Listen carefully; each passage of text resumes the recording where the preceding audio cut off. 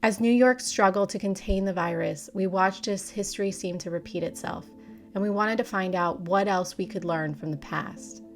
So we jumped on a Zoom call with Dr. Samantha Allen to learn more about the history of illness narratives and why they matter.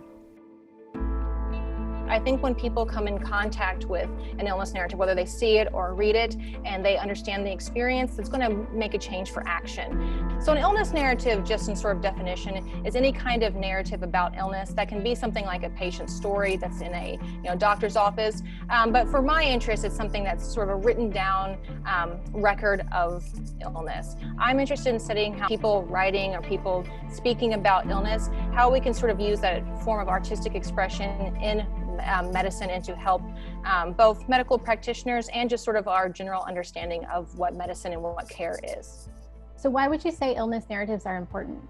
We need to understand the actual experience of illness. The only other way besides experiencing yourself is to try to understand from another person's perspective. Whether it's something like art or music or just stories, we can sort of understand and especially help medical professionals understand what the lived experience of illness is. So it's a much more holistic way of looking at illness. And how have illness narratives evolved over the last, say, 100 years? So illness narratives have a pretty interesting history. There's very, very few written before 1945. As we sort of progress into the 20th century, we start seeing these things become more and more common. We don't have very many from 1918, like the influenza pandemic, but we start getting a lot more during the polio years. You have a lot of people writing, a lot of people wanting to share their story, and that kind of started illness narratives becoming more and more prolific. So by the time we get to like HIV or AIDS in the 1980s, there's already been this long precedent of illness writing. So since the 1918 epidemic is kind of the most similar to what we're experiencing now, can you tell us a little bit about what narratives came out of that illness? For 1918, there's almost no records. So a lot of historians have said that it's sort of America's forgotten pandemic. World War I just completely and totally overshadowed everything else that was happening. But you also have to remember, 1918 was a very, very different time period. This was a world where illness and death were so much more accepted and common. It was just sort of an everyday part of life. And then people just didn't write about illness. It was considered both impolite at the time period, and also there was really nothing special about it. So what catalysts made people more comfortable with actually starting to share illness narratives? So I would argue FDR. He catches polio, and even though he hid the extent, he was very outspoken about the disease and about rehabilitation. Polio was a disease of immigrants. It was considered of, poor people who didn't belong in the United States. It was a bad thing.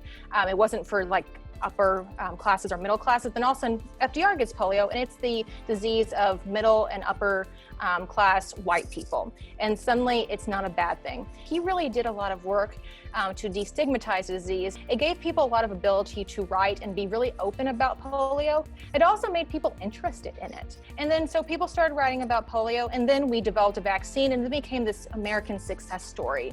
And so after that, people were much more comfortable writing about illness, and we sort of evolved this narrative that illness was something to be beat and can be won, and polio was an example of that. So how have illness narratives evolved since then, and how would you compare that to what we're seeing today with COVID?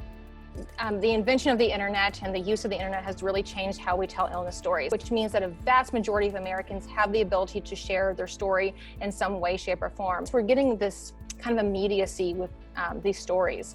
And so you can sort of see the kind of chaos that goes on with illness. We can see what it's like for someone in real time almost. So, I thought that I would make my public service announcement for the day over a video, including looking like this.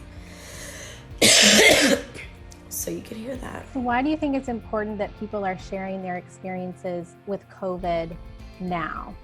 Well, right now, we need advocacy, we need better policy, and honestly, we need people to believe that this is a serious illness. So in the immediate future, we need people to understand that this is real, that it affects people, that people die from it, that people are very, very ill. We need that, we need to sort of make this real for people, and that's why narratives are so wonderful. You can read as many news stories as you want, but when you hear someone talk about it, when you see that person and they become real, you can sort of understand, and that really does help people understand what is happening.